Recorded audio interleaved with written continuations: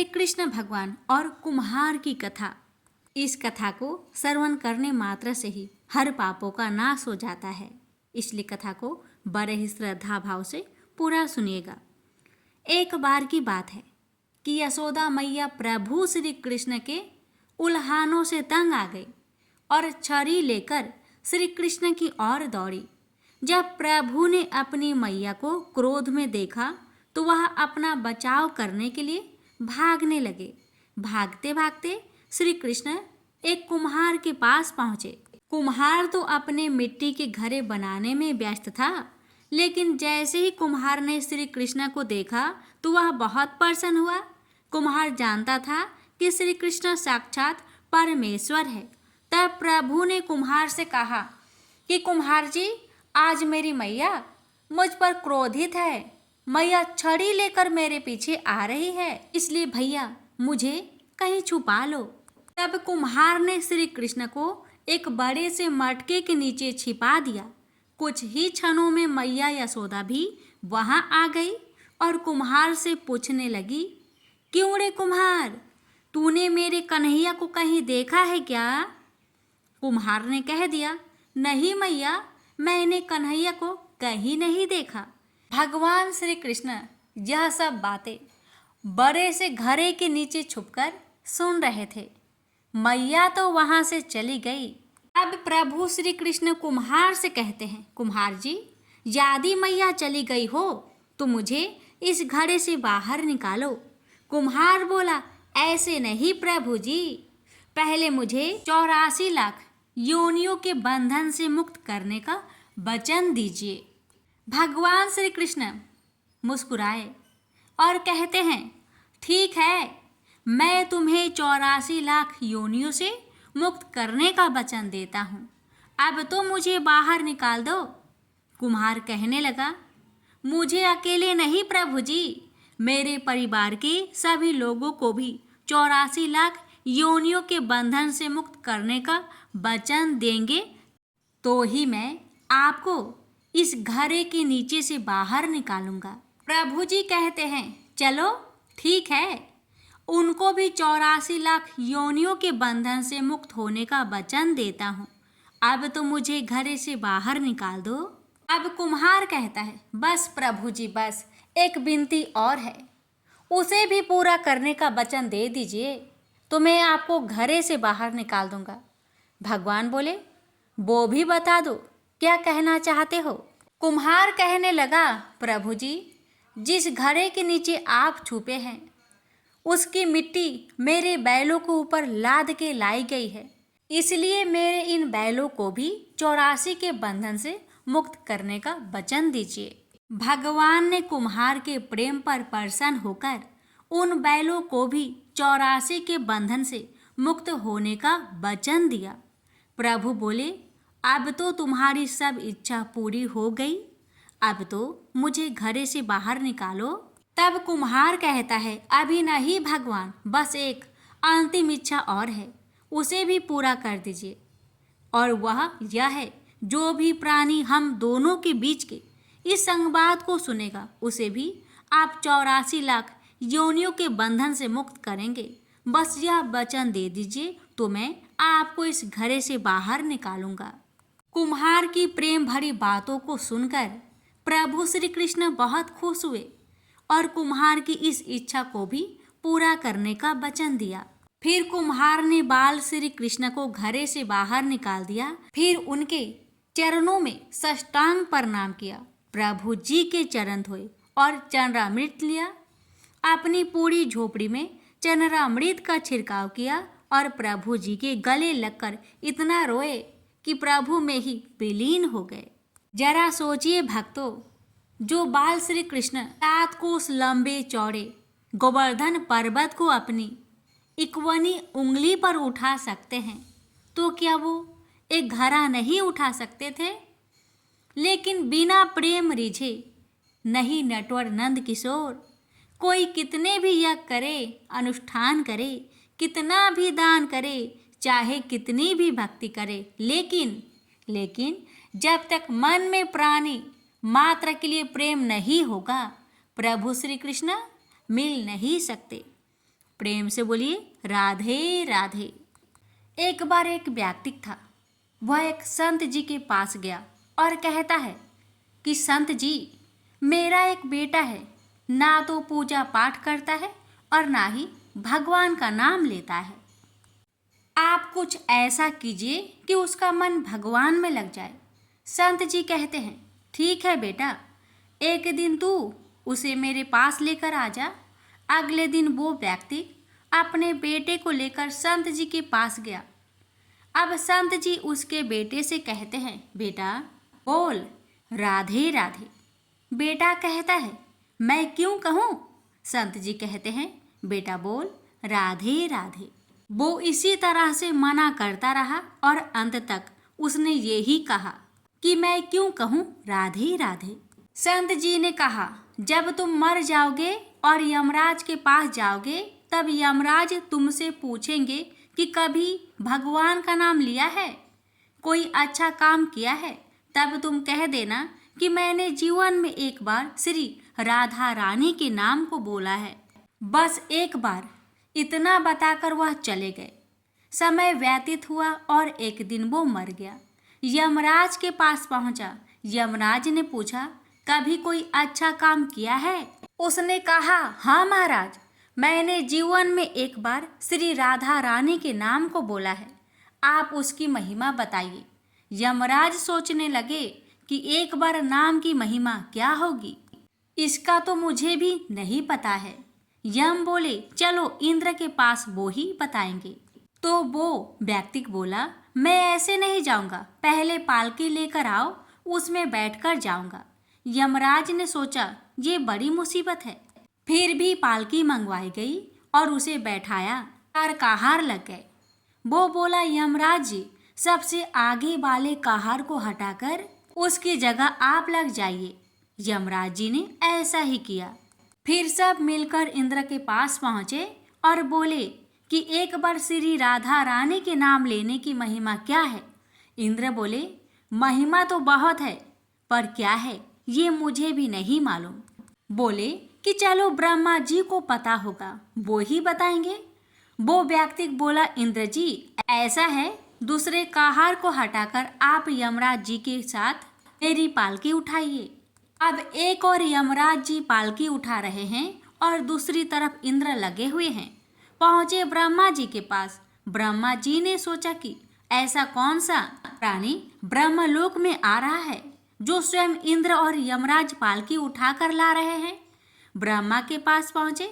सभी ने पूछा कि एक बार श्री राधा रानी के नाम लेने की महिमा क्या है? ब्रह्मा जी बोले, महिमा तो बहुत है, पर वास्तविकता क्या है कि ये मुझे भी नहीं पता, लेकिन हाँ, भगवान शिव जी को जरूर पता होगा। वो व्यक्ति बोला कि तीसरे कहार को हटाइए और उसकी जगह ब्रह्मा जी आप लग जाइए। अब क्या करते, महिमा तो जाननी थी। अब पालकी की एक और यमराज, दूसरी तरफ इंद्र और पीछे ब्रह्मा जी है। सब मिलकर भगवान शिव के पास गए और भगवान शिव से पूछा कि प्रभु, श्री राधा रानी के नाम की महिमा क्या है? केवल एक बार नाम लेने की महिमा आप कृपा करके बताइए। भगवान शिव बोले कि मुझे भी नहीं पता, लेकिन भगवान विष्णु जी जरूर जानते होंगे। वो व्यक्ति शिव जी से बोला कि अब आप भी पालकी उठाने में लग जाइए। इस प्रकार ब्रह्मा, शिव, यमराज और इंद्र चारों उस व्यक्ति की पालकी उठाने में लग गए और विष्णु जी के लोक पहुंचे। विष्णु जी से पूछा कि एक बार श्री राधा रानी के नाम लेने की महिमा क्या है?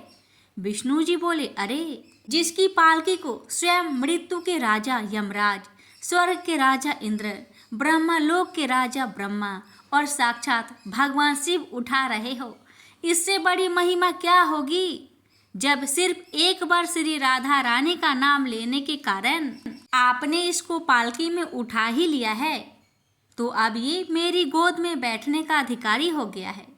भगवान श्री कृष्ण ने स्वयं कहा है कि जो केवल रा बोलते हैं तो मैं सब काम छोड़ खड़ा हो जाता हूँ, और जैसे ही कोई धा शब्द का उच्चारण करता है तो मैं उसकी ओर दौड़ लगाकर उसे अपनी गोद में भर लेता हूँ। तो प्यारे भक्तों, मिलकर बोलिए राधे राधे। एक बुढ़िया माई थी। मिट्टी के गणेश जी की पूजा करती थी। रोज बनाए रोज गल जाए।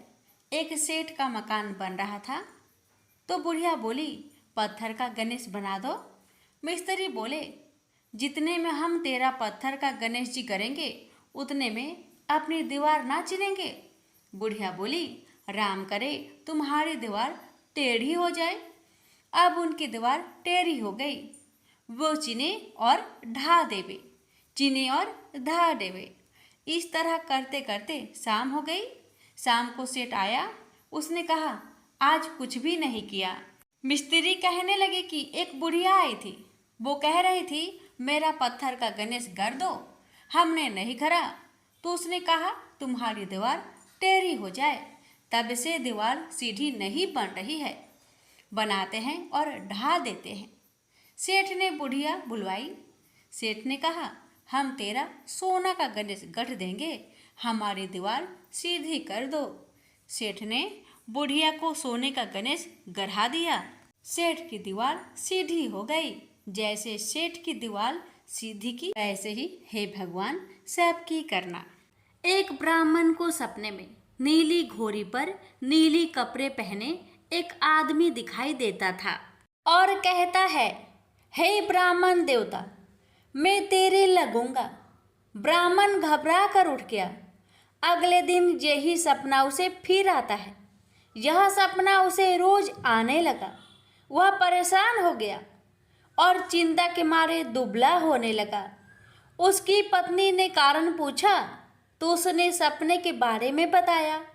ब्राह्मणी बोली, वे अवश्य ही शनि महाराज होंगे। अब की बार दिखे तो कहना लग जाओ, पर सवा पहर से ज़्यादा मत लगना।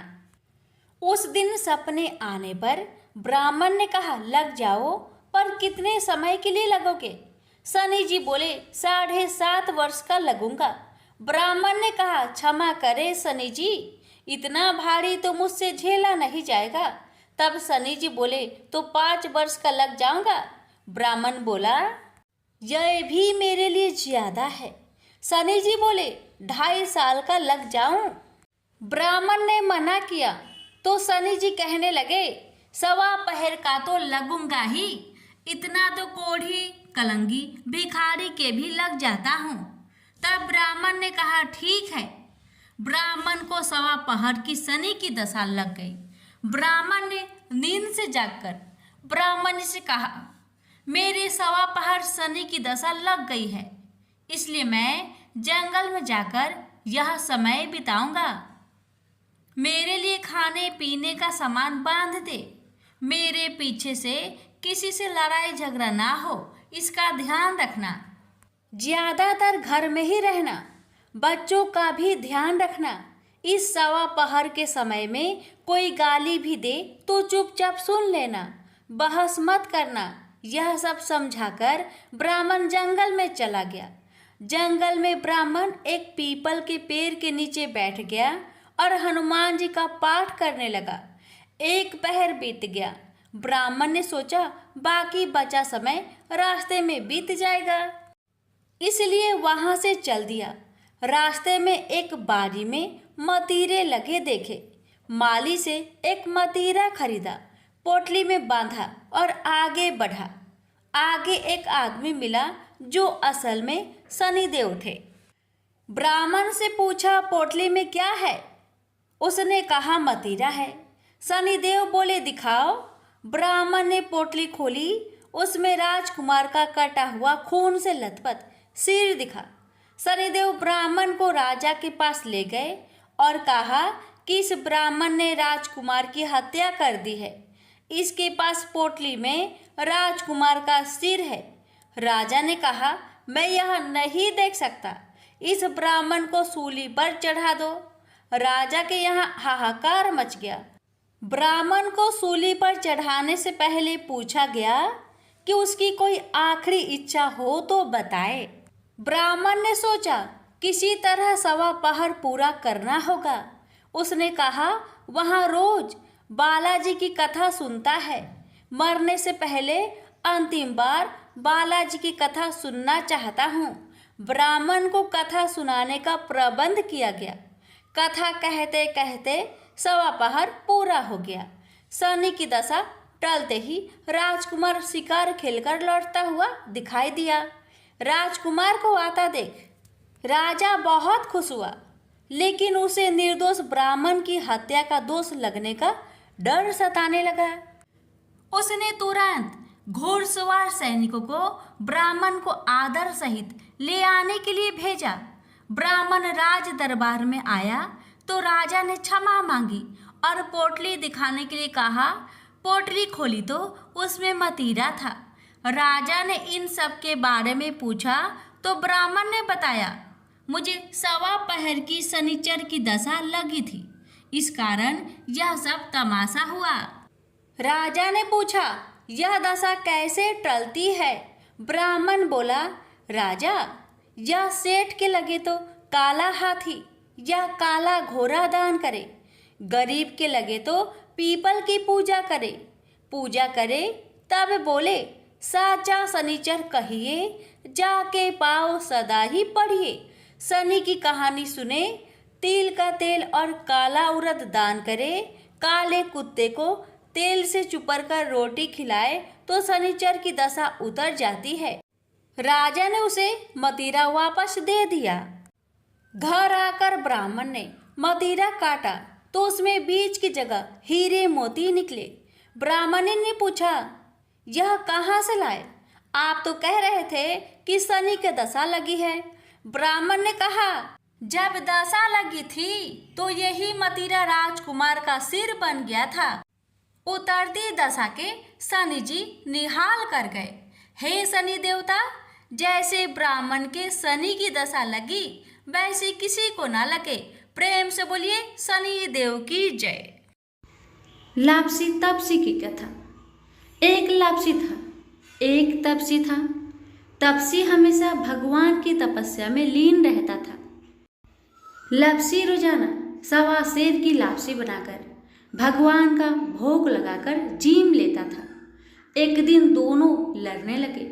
लापसी बोला, मैं रोज भगवान की तपस्या करता हूँ, इसलिए मैं बड़ा हूँ। लापसी बोला कि मैं रोज भगवान को सवा सेर लापसी का भोग लगाता हूँ, इसलिए मैं बड़ा हूँ। नारद जी वहाँ से गुजर रहे थे। दोनों को लड़ता देखकर उनसे पूछा कि क्यों तुम लड़ रहे हो? लापसी ने खुद को बड़ा होने का कारण बताया और तपसी ने अपना कारण बताया। नारद जी बोले, तुम्हारा फैसला मैं कर दूंगा। दूसरे दिन लापसी और तपसी नहाकर अपनी रोज की भक्ति करने आए तो नारद जी ने छुपकर 1.25 करोड़ की एक एक अंगूठी उन दोनों के आगे रख दी। तपसी की नजर जब अंगूठी पर पड़ी तो उसने चुपचाप अंगूठी उठाकर अपने नीचे दबा ली। लापसी की नजर अंगूठी पर पड़ी लेकिन उसने ध्यान नहीं दिया। भगवान को भोग लगाकर लापसी खाने लगा। नारद जी सामने आए तो दोनों ने पूछा कि कौन बड़ा? तो नारद जी ने तपसी को खड़ा होने को कहा। वो खड़ा हुआ तो उसके नीचे दबी अंगूठी दिखाई पड़ी।